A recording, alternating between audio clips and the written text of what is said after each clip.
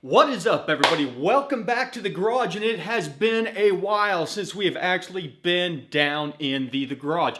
And there's a reason behind that. I've been doing a lot of content, a lot of tuning videos, getting this stuff out to the people that really need this information. And so, we haven't spent much time down in the garage. That's going to change a little bit. It's that time of the year. It is time to do emissions on the truck, and that means we got to get a couple things lined out beforehand. In particular, we don't want to take this thing down there in its current setup, which we'll go over in a second, making over 13 psi a boost. It doesn't need to be making 13 psi a boost anyways. On the stock bottom end, we are waiting to blow something up, so I haven't really driven the truck that much. We're going to go back, put the MAF back on, finish dialing the speed density, and we're either going to go with a larger pulley or we're going to throw a boost controller on and have boost control on a centrifugal turbo or supercharger. And the reasoning behind that is we can leave the small pulley, get boost earlier on in the power band in the lower RPMs, but still limit the top end boost that we make. And so if we want to run this thing at 8 psi, we can leave the 13 psi pulley on there, run it at 8 psi, but we will make boost, 20-30% faster. So that being said, there's so many new people to the channel. I want to welcome everybody, and if you can, throw a thumbs up on any videos that you enjoy, any videos that you find helpful. That helps us out. That helps the garage as a whole out. Make sure and check out the Patreon. We've got a lot of new patrons lately. Love seeing you guys come in, have the questions. We're getting things sorted out for some of you. And then, as always, Thursday nights, 8 Eastern, the live show. My favorite thing to do. I've kind of become addicted to doing the live show. We did an impromptu, which we call the new weekend live show. Every once in a while, I'll jump on just in the middle of the night, see who's on, and we'll just chat around for an hour or two. We did one of those on Saturday night. It was awesome. So keep your eyes peeled. Make sure if you have not already subscribed, hit the subscribe button, but also hit that notification bell. That way you know whenever we do the impromptus and stuff like that, so you can jump in, join the fun. It's for a car guy, it's, our girl. It's a fun night, get together, just shoot. Oh no! Sorry, I can't say that. Shoot the breeze. I'll have to beep that out in post. And just hang out with other people for a while. So make sure and check that stuff out. But that being said, I did want to do a circle around and talk about the Superado, as it were, my 2015 Silverado. I bought it brand new off the showroom floor. And to give you without going deep into my background, I originally started out as an import guy working on Subarus, RX-7s, things like that. And then I moved over to a GTO after I blew up another motor on my FDRX7. After I got the GTO, I became hooked on V8 horsepower. Quickly traded that in on a brand new Corvette back in 2008 and have been doing a lot of GMs ever since. Basically all GMs. Since then I've owned a 2-door Tahoe, 2 Duramax trucks. What else? I've had 2 Silverados before this one.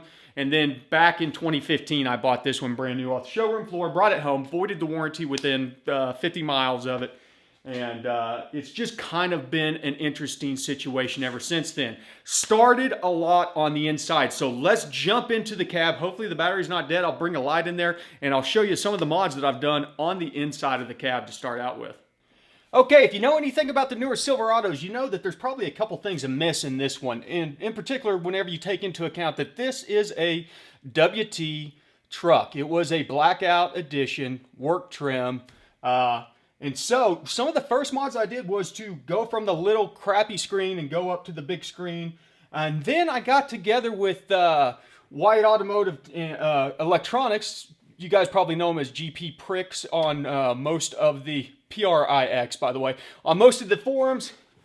And I did one of the first gauge cluster swaps, if not the very first gauge cluster swap on this platform, going over to the color DIC, which then allowed me to install a steering wheel that had the controls. It had not been tested before, and so I kind of bit the bullet on that one because I wanted the steering wheel controls. My previous 2 5th generation Silverados had them. Really loved it, and in the process, I went ahead and got the one with the heated steering wheel. Might as well. Then on top of that, I went a step further and retrofitted the automatic climate control. It's only single zone. It has the dual zone climate control buttons on here, but there's no blend door that is specific to the passenger side. After that, I went ahead and went one step further and I retrofitted the factory heated seat switches. Those were a bear, because these things are LIN bus based. They are their own communication protocol that it talks back to the BCM. The BCM actually turns the switches on, which then allows the switch to say, okay, I want low, medium, high heat, and it passes that on to a seated heat control module, which is also a LIN bus controller. So I used a third-party device called a CanuLogic.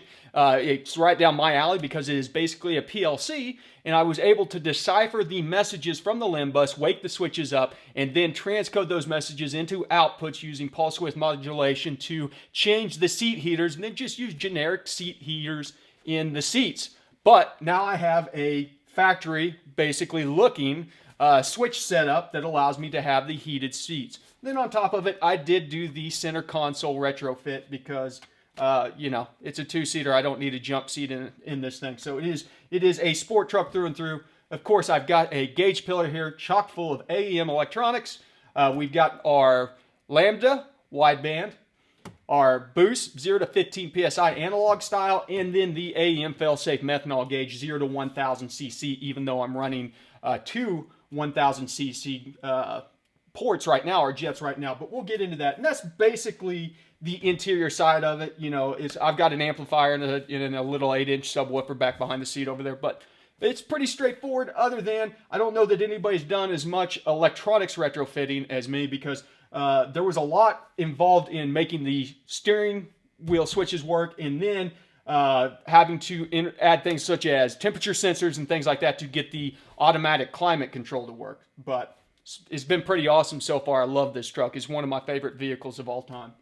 If you've seen anything about my truck, you probably noticed how low it sits. And normally that's not much to think about. You know, you flip a spring here, you put a drop shackle up there, yada, yada, yada. Well, we went through all those steps as part of diagnosing the Chevy Shake. I have gone about 6 steps beyond what everybody else has done. There's a few small group of people that are running the custom coilover setup, kind of like I'm running up front. They are choosing to run Vikings. I prefer QA1s. That's just a brand preference. But the front does have McGahee's drop spindles on there, which is about a 2-inch drop if I'm not mistaken. It's been so long since I've done that. But on top of it, it is using a full adjustable, double adjustable actually, coilover with a spring perch mount in the buckets up front. And then in the back, I have done a full QA1 double adjustable coilover setup with a drag adjustable 4-link, and it was a custom 4-link install. I pulled the axle out, cut all the brackets off, put this stuff on. I've done a few videos on it recently. In fact, I'll throw a link up into the corner to going over the back end stuff on this whenever I kind of walk through the cross member and the brackets and everything else that I've installed on this vehicle. So that is what gets my truck down to the ground. It's a little noisy because it is a Heim joint based 4-link, but I will say that this thing rides like a car, handles like it's on rails. I'm guessing there's few trucks out there that can take a turn like this. In fact, I really have issues with StabiliTrak because it gets really freaked out whenever I go and start turning the wheels. That thing is based on speed sensors, and it says, hey, you should not be able to turn the steering wheel this far on this pickup because you're going too fast. Well, that's not the case on this situation. So I run into StabiliTrak killing the power output all the time. So that's kind of the suspension layout. There's a lot more going on underneath that we won't necessarily touch on, but let's jump in the back of the truck real quick. Here you probably notice something that you don't see in a lot of newer trucks either. I am running a full fuel cell in this vehicle, and there's a reason behind that. Back in the day, whenever I was still hopping this thing up and I just got done installing the methanol injection kit, I had a 4-inch built aluminum drive shaft in this thing and was out testing the methanol injection, making tons of power. Thing was hauling ass like nobody's business.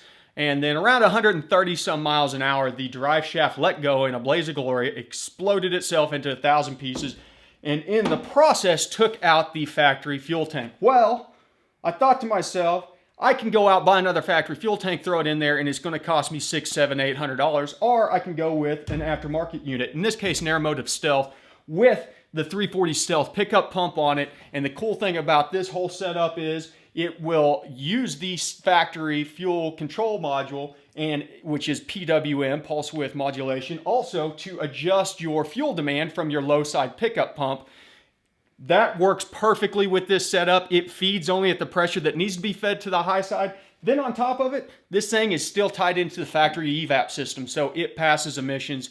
You know, you will get a check engine light if you leave the gas cap off on this. Has all the requirements for a factory evap sensor setup. The canister still underneath the truck, and so the braided lines go right through bulkheads, right underneath it. Did have to throw a device in there that rescales the level ascender on this to match up to what's in the gauge cluster, and that is the only issue that I've had with this thing, is because that thing has to be on before the vehicle starts, and finding the right switched input on that has been killer. Right now I've got that thing hooked up and it keeps on killing my battery, but that's once again a story for a different day. But that's kind of cool. Got a bed rug in here, put bed rugs in all of my trucks, tonneau covers. It's been hailed out a couple times from living in New Mexico, but you know, still a usable space in here.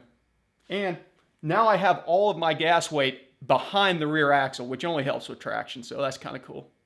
Okay, now for the parts that everybody really wants to see, the engine bay. And you'll see I've got a couple mods. Nothing too crazy on this setup. Mainly starting at the engine itself, I do have the L86 6.2 liter truck intake manifold, which has been shown to flow a lot better than the L83, and I believe it's even flowing better than the LT1. Somebody feel free to correct me if I'm wrong. On top of that, I have a K-Tech ported throttle body attached to that. Then after that, man, we're coming straight out of a P1SC1 ProCharger supercharger over there. This setup's got to be changed around a little bit. I've done this setup to do speed density testing on it. I'm running dual AEM methanol nozzles at 1,000 cc's to make up for fueling issues on there. But the other big issue is IATs. I took the intercooler out of here. Whenever the methanol is going full bore, the IATs are all right, but just kind of putzing around, it gets a little hot. On top of it, that probably has to do with, I did put a direct filter on the inlet. Normally I have one that kind of goes over in front of the supercharger to pull air from the corner of the engine bay, and that area seems to be a pretty good area for getting a lot cooler air. So I'm going to go back to the drawing board on that, figure out if I want to run the old intercooler that I had that was a bottom mount, or if I want to look at mocking up maybe a air to water over in this section. My AEM methanol kit is set up over here. I've got the pump mounted down to the spare battery bracket, tank. I've got an oil catch can, as all boosted vehicles, in fact, probably all Gen 5 vehicles should have. Running a Tile big red wastegate on it. That thing sounds sweet as hell. And then I've got my custom manifold cover that I did. I did a video on that back in the day. If you want to check that thing out, I can throw a link. But pretty straightforward. And, you know, so running 12 was the original goal, 12 PSI or so. You know, on a truck like this should put you close to the 600 horsepower range. And it's kind of gotten a little carried away at times. So I need to get this thing back under control, get the boost dial back down, make everything safe. I've got the map over here because I'm using it for the barometric pressure. So that is the current state of the Superado, if you will. It's been a while since we've done an update, and I've said I'm not going to get too much crazier with it. I do have a BTR cam over there, a blower cam, and if I decide to go ahead and leave the P1SC1 on here, I will probably go ahead and do that cam install and do a video on that. But I'll be honest with you, the end goal on this is sometime towards the end of the year, the first of next year, to transition over to a Gen 4 platform so we can do both modification and tuning videos. So we can get something else in here where we can tune on Gen 5s, which we already have, and tune on Gen 4s, and you know, maybe have to try and find somebody with a Gen 3 in the local area for doing some stuff like that. Until then, we'll keep on doing the tuning videos, and we'll keep on going through the steps and processes on how to tune, but eventually I want to start doing power builds and tuning to show you each step of the way. If we add this piece on here, here's how we tune for it.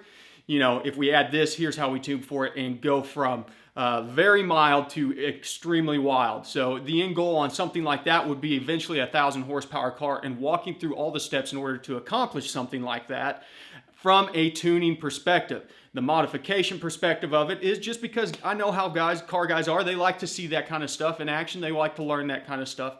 I like to do that myself, and there's been some stuff that I've not done. I've not done bottom end work on an engine, so you know, I wouldn't mind getting into a platform that requires a little bottom end work on it. Things like that. So that's kind of going to be the next evolution of the channel. Until then, we're going to focus on tuning videos, getting more tuning content out there, bringing more people over on Thursday night for the live show so we get a bigger crowd. We were up probably about 50 this last Thursday, which has been the best so far. I can't wait to the point where we're getting over 100 people showing up on Thursday night chatting about their vehicles, what all they've done that week, you know, what they're having issues with, helping each other out, even more so. And I saw a lot of that of people stepping up saying, oh, have you tried this? And you know what? I can't think of everything. Each and every one of you are part of the garage. Once again, if you have not hit that subscribe button, smash that button down there. Hit a like so other people can see this.